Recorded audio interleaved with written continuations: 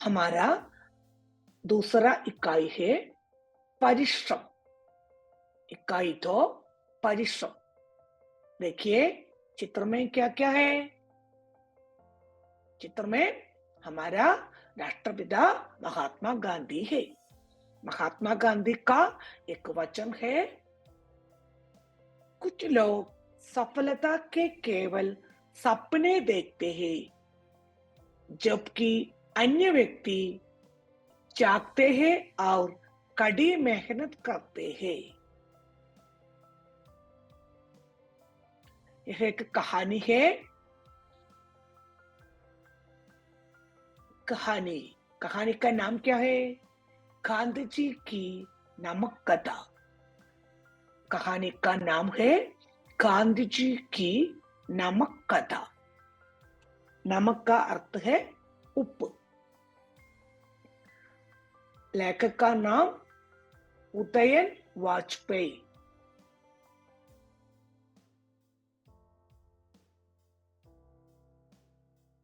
देखिए पहली कहानी है। एक राजा के 3 बेटियां थी। तुम चाहे तो उस राजा की 4 बेटियां भी हो सकती है इस कहानी में। राजा ने उनसे पूछा कि वे उन्हें कितना प्यार करती है। पहली ने कहा, मैं तुम्हें उतना सारा प्यार करती हूँ जितना बड़ा सूरज है। राजा ने खुशी से सिर हिला दिया। दूसरी ने कहा, मैं तुम्हें इतना चाहती हूँ जितने चांद सितारे आसमान में है। राजा ने खुशी से सिर हिलाया और तीसरी बेटी की तरफ देखा। तीसरी चुप खड़ी थी। वह बोली, मैं तुम्हें खाने में नमक जितना प्यार करती हूँ। कहानी लंबी चलती है।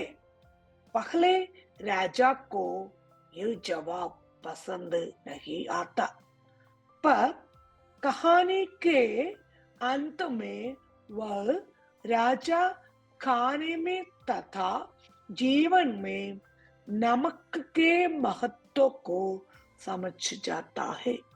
वह अपनी छोटी बेटी के प्यार की गहराई को समझता है।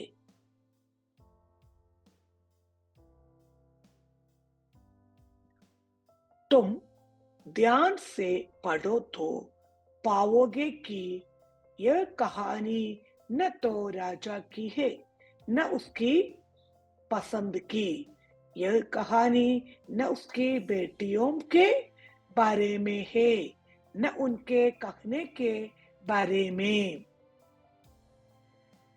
यह नमक की कहानी है। महात्मा गांधी ने भी एक नमक की कहानी लिखी थी। वह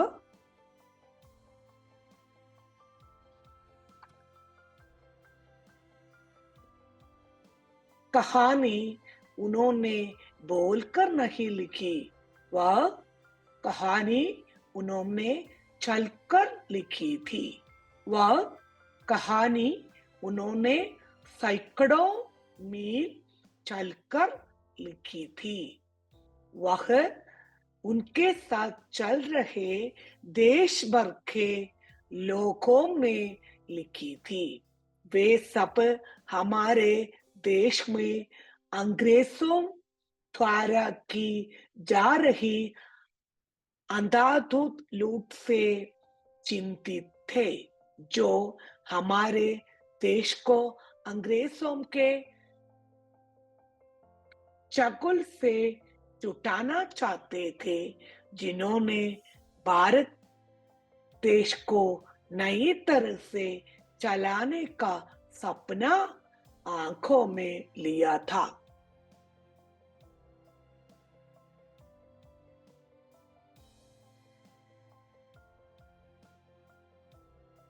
उन दिनों अंग्रेजों ने भारत में नमक पर टैक्स लगा रखा था। इससे नमक बहुत महंगा हो गया था। अंग्रेजों ने भारत के लोगों को खुद नमक बनाने से रोक रखा था। अगर कोई अपने ही समुद्र के पानी से नमक बताता, उसे सजा हो सकती।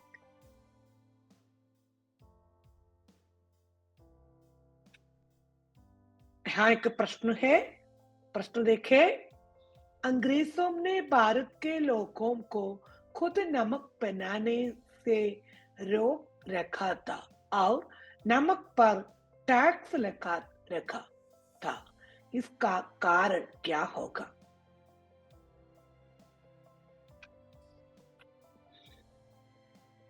गांधी जी सालों पहले अपने कुछ साथियों के साथ अहमदाबाद से पैदल ठंडे नाम से समुद्र किनारे के गांव चल पड़े।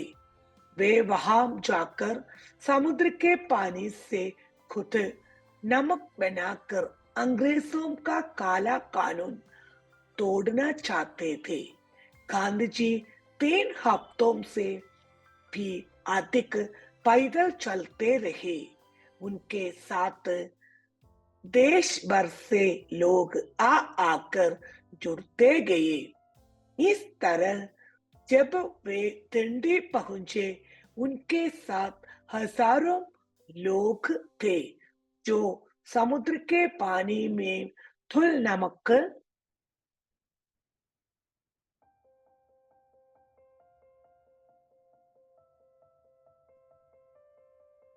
को बाहर लाकर अंग्रेजों का कानून तोड़ना चाहते थे। इससे भारत पर अंग्रेजों की पकड़ ढीली पड़ती। रास्ते में कई घाव पड़े। गांधी जी और उनके साथी जहां भी रुकते, गांव वाले उन्हें पूरे मन से खाना खिलाते। वे सभी लोग रात किसी गांव में काटते और सुबह फिर चल पड़ते थे।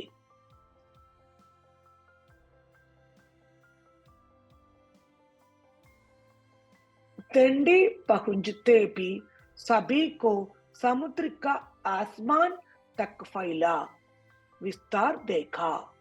लहरें देखी, लहरें में चमकते सूरज दिखा। किनारे से गड्ढे में नमक से काटा हुआ पानी और अपने आप बना नमक दिखा।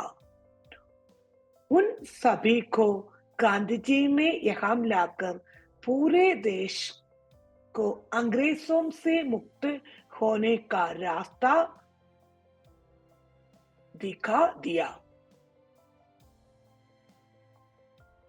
हमारे दोस्त और कहानीकार आनंदमूर्ति कहते थे कि जब गांधी जी ने समुद्र किनारे हाथ में मुट्ठी भर नमक उठाया, उन्होंने देश के आजाद होने का रास्ता खोल दिया। 17 वर्ष बाद देश सचमुच उस रास्ते पर चलता हुआ आजाद हो गया।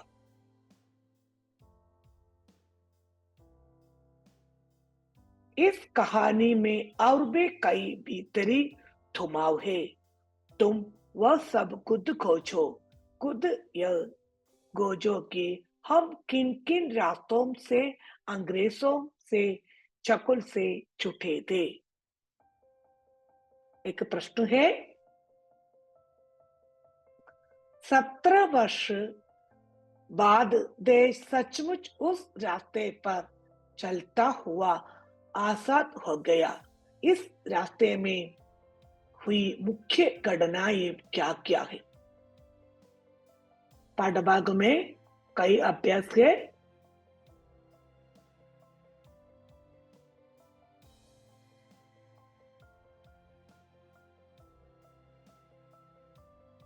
दूसरी इकाई में एक कविता भी है। कविता का नाम है यह धरती है उस किसान की।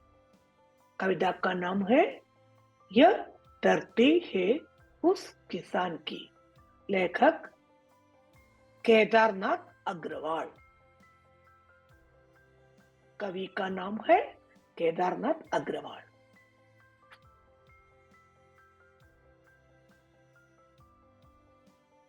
यह धरती है उस किसान की जो बैलों के कंधों पर बरसात धाम में जुआ भाग्य का रख देता है। खून चाटती हुई वायु में पैनी कुसी खेत के भीतर दूर कलेचे तक ले जाकर जोत डालता है मिट्टी को। पांस डालकर और बीज फिर बो देता है। नए वर्ष में नई फसल के ढेर अन्न का लग जाता है। यह धरती है उस किसान की, नहीं राव की नहीं रंग की, नहीं किसी की नहीं किसी की, धरती है केवल किसान की। प्रश्न है, ढेरों अन्न उपजाने के लिए किसान को किन किन का सामना करना पड़ता है?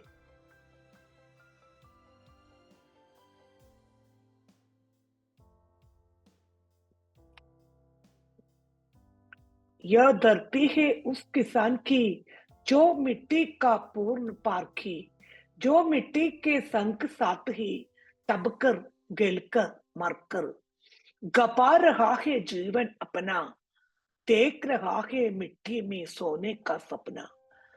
मिट्टी की महिमा गाता है मिट्टी के ही अंधस्थल में, अपने तन की खाद मिलाकर मिट्टी को जीवित रखता है, खुद जीता है। यह धरती है उस किसान की। दो प्रश्न है। किसान को मिट्टी का पूर्ण परखी क्यों कहा गया है? तन के खाद मिलाना का मतलब क्या है?